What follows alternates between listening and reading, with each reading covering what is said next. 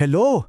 Ngayon, may pag-uusapan tayong isang kwento na, nako, siguradong-sigurado akong makakarelate kayo. Ito yung kwento tungkol sa isang karakter na parang laging present sa buhay nating lahat. Halika, simulan na natin. Oh, di ba? Sigurado akong may pumasok agad sa isip nyo. Yung kaibigan o tito o kasama sa trabaho na laging may linyang, o na-diet ako today, pero in fairness, siya rin yung laging may nininguya. Sila yung bida natin ngayon. Kasi alam nyo, sa bawat kanto ng Pilipinas, sa bawat barangay, sa bawat umpukan, parang may isang karakter na hindi talaga pwedeng mawala. Laging may ganyang tao. Yung may matinding deklarasyon sa buhay, pero madalas sila rin mismo ang unang-unang sumisira sa sarili nilang paninindigan. At sa amin, yung taong yon ay si Tito Boy. Siya ang buhay na alamat ng starting tomorrow, diet na ko, promise! Siya yung representative nating lahat pagdating sa usapang diet. So dito natin sisimula ng ating maliit na investigasyon.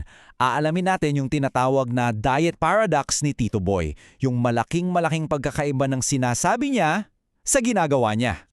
Ayan, yan ang maririnig mo sa kanya halos araw-araw, lalo na sa umaga. Sinasabi niya yan ng buong buo, with feelings, para bang isang national announcement. Pero yung pangakong yan, parang laging may expiration date pagsapit ng hapon. Kasi heto na agad yung ebidensya Ilang oras pa lang ang nakakalipas mula sa grand announcement niya. Makikita mo na siya sa kanto, masayang-masaya, hawak-hawak ang paborito nating kwek-kwek. At take note ha, hindi lang isa, 3 stick kaagad yan. Siyempre, dahil mausisa tayo mga Pinoy, may isang kapitbahay na maglalakas loob na magtanong. Isang simpleng tanong na, nako, magbubukas pala sa isang buong scientific lecture na hindi mo ine-expect. Okay, dito na tayo sa pinaka-exciting na part. Dito natin malalaman yung teorya sa likod ng diet ni Tito Boy. Isang siyensya na parang siya lang yata ang nakakaalam. Ito ang unang prinsipyo, ang dieta na may damdamin. Simple lang daw ang rule, kapag malungkot ka, kailangan mo ng emotional support. At yung supportang yon, saan pa ba kukunin kundi sa pagkain, di ba? Napaka-genius. Bawal daw magutom kapag malungkot. Heto na, pakinggan nyo to. Ang pinakamalaking scientific discovery niya. Ang calories, ayon sa kanya, lumalabas yan pag tumatawa ka. Grabe!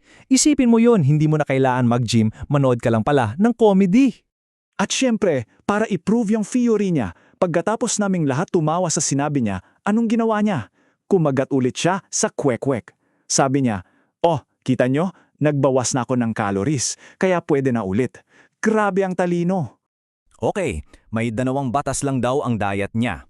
Number 1, huwag kumain kapag busog. Sounds reasonable, di ba? Pero itong number 2, dito yung magic Number 2, pero kung may mag-alok sa'yo ng pagkain, dapat mo silang igalang. At dahil nasa Pilipinas tayo, laging may nag-aalok. So, ang pagtanggi raw ay isang uri ng disrespect. Checkmate, di ba? Pero alam nyo, gaya ng lahat ng teorya, darating at darating ang isang puwersa na susubok sa katatagan nito. Ang boses ng katotohanan na biglang yayanig sa mundo ni Tito Boy. So ayun na nga, habang nasa kalagitnaan siya ng kanyang lecture at masayang tawanan, biglang parang may nag-post sa mundo. Biglang tumahimik ang lahat. May narinig kaming isang boses mula sa kalsada. Isang boses na sobrang pamilyar, malakas at may kapangyarihang patigilin ang mundo ni Tito Boy sa isang salita lang.